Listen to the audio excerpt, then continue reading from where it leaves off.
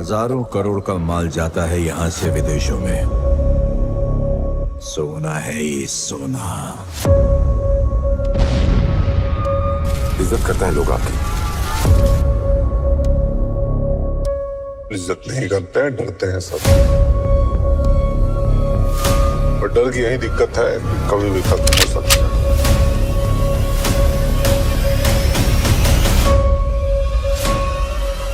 हम सब अपनी लड़ाई लड़ रहे हैं।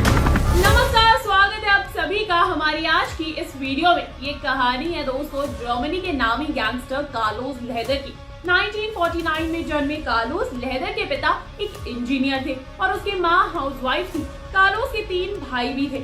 अच्छी फैमिली से बिलोंग करने के बावजूद लेहदर बुरी संगत में पड़ जाता है और यहीं से वो अपराध की दुनिया में अपना पहला कदम रखता है। लेहदर ने कार्स को चोरी करना और उन्हें बेचना शुरू कर दिया। इसके साथ ही वो अमेरिका और कनाडा के बीच चोरी की कार्स की तस्करी भी शुरू कर देता है। लेकिन उसका ये धंधा ज्यादा दिनों तक नहीं चलता है और वो पुलिस की गिरफ्त में आ जाता है। जेल में अपनी सजा काटते समय वो डिसाइड करता है कि अब वो कार की तस्करी नहीं बल्कि कोकेन के बढ़ते बाजार का लाभ उठाएगा। और वहीं जेल में वो जैंग नाम के एक लड़के को अपना पार्टनर बना लेता है। जेल में रहते हुए लेहदर ने कोकेन बिजनेस के बारे में ज्यादा से ज्यादा जानकारी प्राप्त कर ली जो उसके लिए उपयोगी हो सकती है। इसके साथ ही वो मनी लॉन्ड्रिंग और तस्करी के बारे में भी इंफॉर्मेशन निकालता था। लेहदर और जैंग ने जेल से रिहा होते ही नशीली दवाओं की तस्करी का एक छोटा सा धंधा शुरू कर दिया। इसके लिए उन्होंने 2 अमेरिकन लड़कियों को हायर किया जो उनके लिए कोकेन को एक जगह से दूसरी जगह ट्रांसफर करती थी। देखते ही देखते उनके पास अच्छा खासा पैसा जमा होना शुरू हो जाता है। कुछ समय बाद वो एक प्लेन को भी चुरा लेते हैं और एक प्रोफेशनल पायलट की मदद से वो अमेरिका में कोकेन का बिजनेस करना शुरू कर देते हैं। अब प्लेन की हेल्प से वो दूर दूर तक आसानी से कोकेन को ट्रांसफर कर पा रहे थे।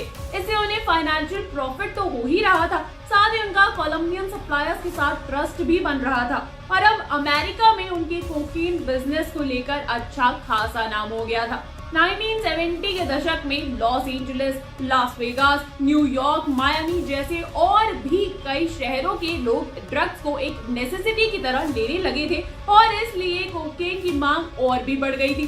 कुछ समय बाद आपसी रंजिशों के चलते लेहदर और जैंग अलग अलग हो जाते हैं, लेकिन इसके बावजूद वो अपना बिजनेस जारी रखता है और दूर दूर तक कोकेन की स्मगलिंग करता है। 1970 के एंड तक यूएस में जितनी ज्यादा कोकेन की डिमांड थी उतने ही ज्यादा सप्लायर्स भी थे, इसलिए हर एक सप्लायर्स ने अपनी अपनी टेरिटरी मार्क कर ली थी। 1978 में लेहदर को उसकी सबसे बड़ी अचीवमेंट मिलती है जब लेहदर को बहामास के एक आइलैंड के बारे में पता चलता है। इस आइलैंड पर वो अपने कोकेन की सप्लाई करने लगता है, साथ ही उसके प्लेन की लैंडिंग के लिए भी वहाँ पे अच्छी खासी जगह थी। इसके बाद उसके लिए ये बिजनेस और भी ज्यादा आसान हो जाता है। वो कोकेन को इजीली ट्रांसपोर्ट कर रहा था और देखते ही देखते वो एक बिलियनियर बन जाता है। कुछ समय बाद वो कोकेन के बिजनेस के राजा एस्कोबार के साथ मिलकर एक्सट्राडिशन के खिलाफ कैंपेन करने लगता है। उसके बाद वो नेशनल लैटिनो मूवमेंट शुरू करते हैं जिससे उन्हें 3 कांग्रेशनल सीट्स मिलती है, जिसमें से एक तो एस्कोबार को ही मिलती है।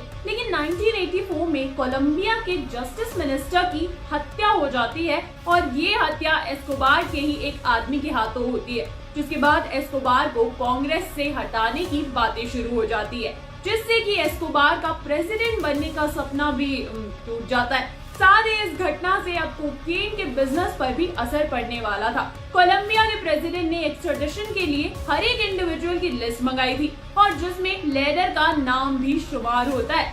सरकार लेहदर के सभी बैंक अकाउंट्स को सील कर लेती है और वो बिलियनियर से सीधा आ जाता है बैंकरप्ट वाली लिस्ट में। जी हाँ दोस्तों, पुलिस से बचने के लिए लेहदर जंगलों में छुप जाता है जहाँ उसकी खाने पीने की व्यवस्था एस्कोबार ही कराता है। लेकिन लेहदर को वहाँ कुछ हेल्थ इश्यूज होते हैं, जिसके बाद मेडिकल हेल्प के लिए एस्कोबार उसे वापस बुला लेता है। कोलंबिया में लेहदर का इलाज चलता है, लेकिन पुलिस को इस बारे में पता चल जाता है और वो उसे अरेस्ट कर लेती है, जिसके बाद उसके ऊपर केसेस चलने लगते हैं। लेहदर को उम्र कैद की सजा हो जाती है, लेकिन 1992 में उसकी सजा 55 साल की कैद की हो जाती है, जिसके बदले में वो सरकार को यूएस में चल रहे ड्रग डीलर्स के बारे में इंफॉर्मेशन देता है। 2018 में लेहदर को कैंसर की शिकायत होती है और 2020 में हालात ज्यादा खराब होने पर कोलंबिया सरकार उसे जेल से रिहा कर देती है। अब उसका जेल से बाहर ही इलाज चल रहा है। तो ये थी कोलंबिया के एक ड्रग डीलर की कहानी, और ऐसे ही एक माफिया की कहानी पर बेस्ड होने वाली आने वाली फिल्म KGF 3 भी।